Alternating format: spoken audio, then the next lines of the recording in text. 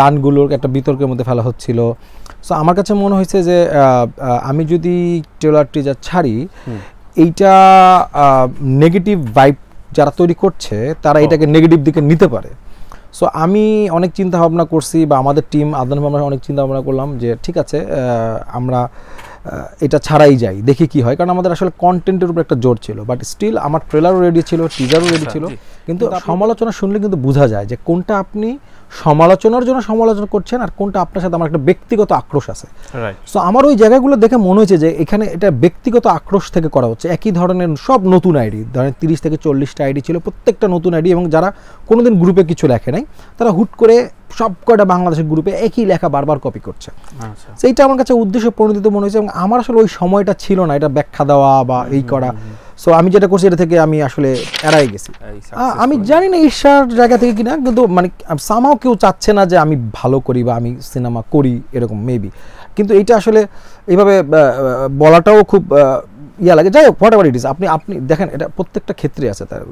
আপনার জায়গা থেকেও হয়তো আপনাকে কেউ পছন্দ করবে, কেউ অপছন্দ করবে, এটা কোনো বিষয় না, এটা হইতেই পারে। কিন্তু দিন শেষে আমরা মানুষ তো, খারাপ লাগে যে ভয়ঙ্কর। আমার শ্বশুর শাশুড়ি ধরেন বিয়ে দিয়েছে, ছেলে আমেরিকান সিটিজেন, আমেরিকা থাকে, বিয়ে করে পর দেখতেছে ছেলে তো বাংলা সিনেমা বানায়। এখন ওনারা পড়ছে বিরাট বিপদে, বিয়ে দিয়ে দিছে, কিছু বলতেও পারছে না। আমার বউ বিষয়টা এরকম যে কি ব্যাপার, তুমি দেখলাম আমেরিকা, তুমি প্রবাসী, এখন এনে পড়ে থাকো। কয়েকদিন আগে বলতেছিলাম বাসায় যে না আমি আর সিনেমা টিনা বানাবো না, তোমাদের এত খারাপ লাগে, এত অভিযোগ তোমাদের, বানাবো না। তো আমার বউ কালকে বলতেছে দেখো তুমি সিনেমা বানাও, এটা আমি চাই না, আবার বানাও না এটাও আমি চাই। যেটা নিয়ে সবচেয়ে বেশি বিতর্ক আছে, যেমন ধরেন আমাদের যে ব্যাক স্টোরি, যেটা নিয়ে সাকিব ভাইয়ের বাবা মার বিচ্ছেদ, এটা কিন্তু সত্যি ঘটনা, এবং সেই ভদ্রলোক এখনো বেঁচে আছেন। একটাই পার্থক্য যে উনি আমার পরে বিয়ে করছেন, এবং সেই ঘরে তার অনেক বাচ্চা কাচ্চা, whatever it is.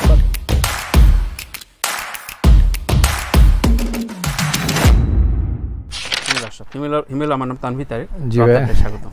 Thank you. আমাকে কেমন লাগছে? শরীর উত্তাপ কত এখন তোমার? না এমনিতে উত্তাপ ছিল, কিন্তু এটা শরীরের উত্তাপ, মনের উত্তাপ না আর কি। জ্বর ছিল একটু, আলহামদুলিল্লাহ ঠিকঠাক আজকে থেকে একটু ভালো আছি। সারা দেশকে কাঁপায় এখন জ্বর আসলে স্বাভাবিক না আসলে অনেক পরিশ্রম গেছে ঈদের আগে আসলে। ট্রু।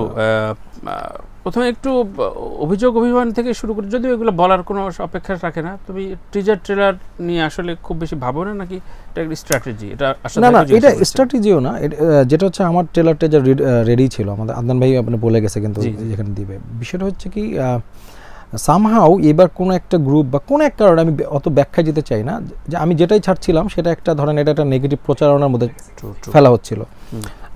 যেমন ধরেন গানগুলোর একটা বিতর্কের মধ্যে ফেলা হচ্ছিল। সো আমার কাছে মনে হয়েছে যে আমি যদি ট্রেলার টিজার ছাড়ি, এইটা নেগেটিভ ভাইব যারা তৈরি করছে তারা এটাকে নেগেটিভ দিকে নিতে পারে। সো আমি অনেক চিন্তা ভাবনা করছি, বা আমাদের টিম আদনান আমরা অনেক চিন্তা ভাবনা করলাম যে ঠিক আছে আমরা এটা ছাড়াই যাই, দেখি কি হয়, কারণ আমাদের আসলে কন্টেন্টের উপর একটা জোর ছিল। বাট স্টিল আমার ট্রেলারও রেডি ছিল, টিজারও রেডি ছিল, কিন্তু আপনি দেখবেন যে আমার প্রত্যেকটা কন্টেন্ট, সে পোস্টার থেকে শুরু করে ছাড়ার পরেই কোনো একটা, আমি জানি না কারা কেন, আমি বলতে যাচ্ছি না বা আমি জানিও না, যেভাবে মানে উদ্দেশ্যমূলক মনে হয়েছে, আমার নাও হইতে পারে, আমার মনে হয়েছে উদ্দেশ্যমূলক, সেই জায়গা থেকে আমি মনে করছি যে ওকে ফাইন, লেটস ড্রাইভ। এই বিষয়টা আমি একটু পরে আসলো, যেহেতু প্রশ্নটা আসলো, আমি একটু জানতে চাই যে এটা তো প্রিয়তম সময় দেখা যায়নি, হঠাৎ করেই এবং খুব ঝড়ের মতো করে যে বিষয়টা আসলো, তোমার কাছে সত্যিকার অর্থেই কারো প্রণোদিত মনে হচ্ছে কিনা? না, আমার কাছে অবশ্যই মনে হচ্ছে, এবং আপনি দেখবেন যে আক্রমণটা অনেকটা আমার দিকে। হ্যাঁ, এখানে শাকিব খান নিয়ে কোনো কথা হচ্ছে না, এখানে আশাদ আদনান নিয়ে কোনো কথা হচ্ছে না, হিমেল হটাও, হিমেল ছাড়া শাকিব খানকে চাই, নানান ধরনের মানে আপত্তিকর শব্দ ব্যবহার করে। ধরেন একটা জিনিসটা হচ্ছে যে আপনি যখন সমালোচনা, আপনি আমার সিনেমার যখন রিভিউ দিয়েছেন, আপনি তো সমালোচনা করছেন কোনো জায়গায়, কিন্তু সমালোচনা শুনলে কিন্তু বোঝা যায় যে কোনটা আপনি সমালোচনার জন্য সমালোচনা করছেন আর কোনটা আপনার সাথে আমার একটা ব্যক্তিগত আক্রোশ আছে। সো আমার ওই জায়গাগুলো দেখে মনে হয়েছে যে এখানে এটা ব্যক্তিগত আক্রোশ থেকে করা হচ্ছে। একই ধরনের সব নতুন আইডি, ধরেন 30 থেকে 40টা আইডি ছিল, প্রত্যেকটা নতুন আইডি, এবং যারা কোনোদিন গ্রুপে কিছু লেখে নাই তারা হুট করে সব কয়টা বাংলাদেশের গ্রুপে একই লেখা বারবার কপি করছে। সেইটা আমার কাছে উদ্দেশ্য প্রণোদিত মনে হয়েছে, এবং আমার আসলে ওই সময়টা ছিল না এটা ব্যাখ্যা দেওয়া বা এই করা। সো আমি যেটা করছি এটা থেকে আমি আসলে এড়াই গেছি, এবং আমার বিশ্বাস ছিল যে সিনেমাটা রিলিজের পরে হয়তো এদের কথা টিকবে না, এবং সেটা অনেকটা হয়েছে একদমই। মানে সাকসেস স্টোরির পরে আসলে জবাব কিছু হতে পারে না। তারপরও যদি জানতে চাই যে যে গানটির শুরু হয়েছিল সেই গানটির বিটস মিলে না, লিপস মিলে না, এই ধরনের নানান রকম কন্টেন্ট আমাদের চোখের সামনে আসছিল। গানটা মোটা দাগে আমার কাছে এভারেজ লেগেছে, কিন্তু এই সব সমালোচনাগুলো মানে দেখেন গানটা নিয়ে আপনি সমালোচনা আমি যেটা বললাম করতেই পারেন, গান আমি বলছি না খুব আহামরি ওই গানটা, ওই গানের টার্গেট অডিয়েন্সও আসলে এই ফেসবুকের ছাড়া ছিল না। ওই গানটার আমাদের যারা একটু ইয়াং জেনারেটিক মনে করেন, যারা মানে একটু ফুর্তি করে, আমার একটু আপনি ইভেন আপনি এখন হলে যান ওই গানটা থেকে তো নাচতেছে মানুষ।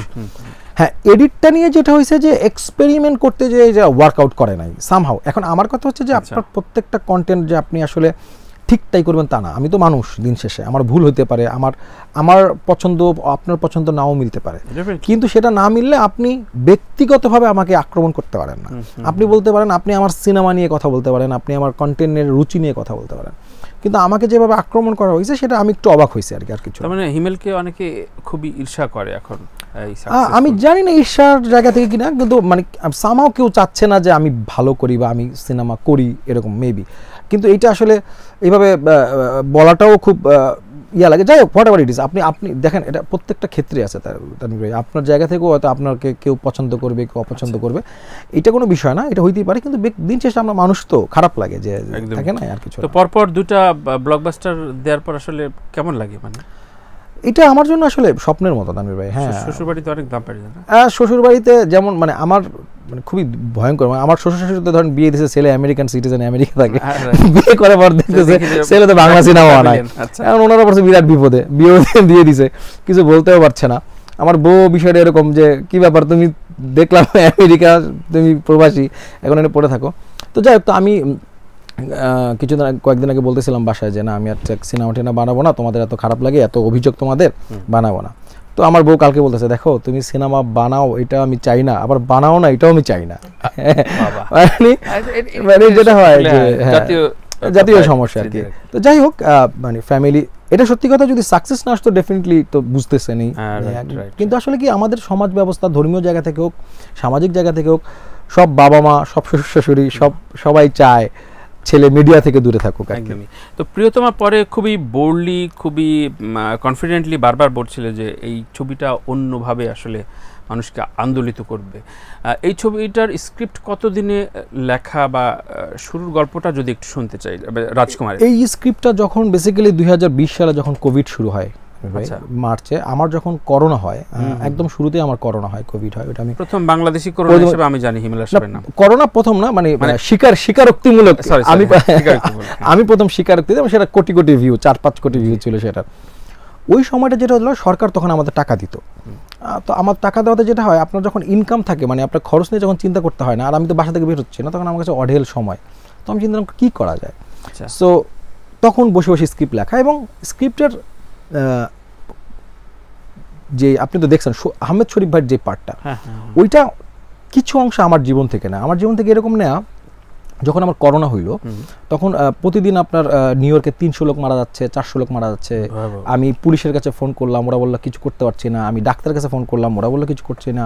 কোনো আত্মীয় স্বজন আমার কাছে আসতেছিল না, এবং আমি তো বাসায় কাউকে জানাই নেই। তখন একটা অদ্ভুত অনুভূতি হয়েছে আমার। আমি তখন ভাবতেছিলাম আমি তো মারা যাচ্ছি, তা মারা যাওয়ার পরে কী হবে, আমাকে ওরা এই জায়গায় কবর দিয়ে দিবে। তানভীর ভাই, এটা একটা খুব অদ্ভুত একটা অনুভূতি।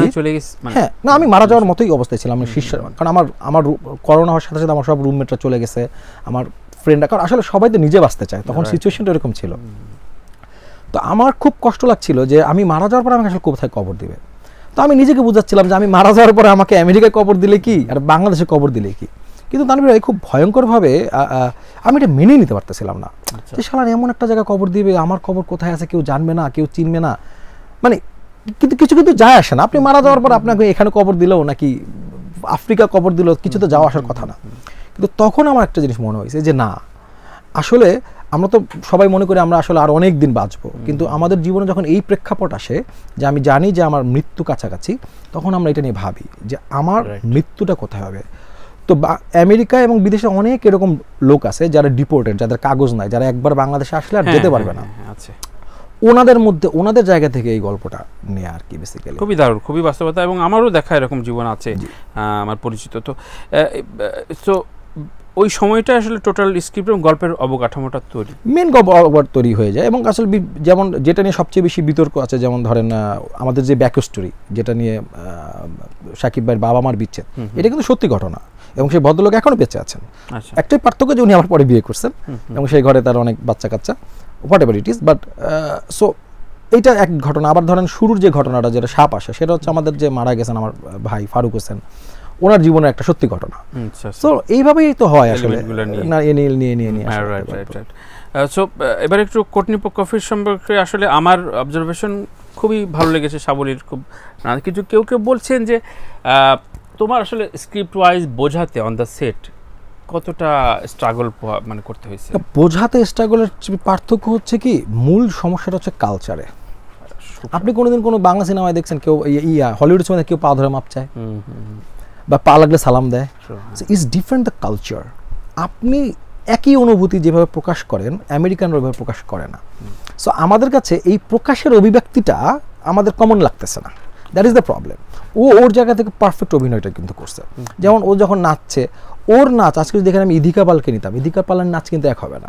একটা আমেরিকান মেয়ে যখন নাচবে, কারণ ওর প্রেমটাই অন্যভাবে অভিব্যক্তি। সো ভাষাগত বা বোঝানোর কোনো প্রবলেম ছিল না, কিন্তু বিশ্বাসযোগ্য, মানে আমি আসলে ওকে আমেরিকান মেয়েটাই রাখছি। যদিও আমি গল্পে বলছি যে সে তার বাবার, এখানে হাজার হাজার বাংলাদেশি আছে, বিভিন্ন দিকে আছে যারা তাদের বাচ্চা কাচ্চারে কিন্তু ধরেন বাংলাদেশি কালচারে বড় করে না, ওই আমেরিকান কালচারে, ইভেন তারা বাংলা ভাষায় কথাও বলে না সারা বছর। সো আমার জায়গা থেকে আমি মনে হচ্ছে ঠিক আছে, পার্থক্য যে জায়গাটা তৈরি হচ্ছে, যেটা বললাম তানভীর ভাই, যে আমার প্রকাশ আর ওদের প্রকাশ, আমার ভাবনা, ওদের চাহনি সব আলাদা, সেই জায়গাটা হয়তো বা একটু চোখে লাগছে।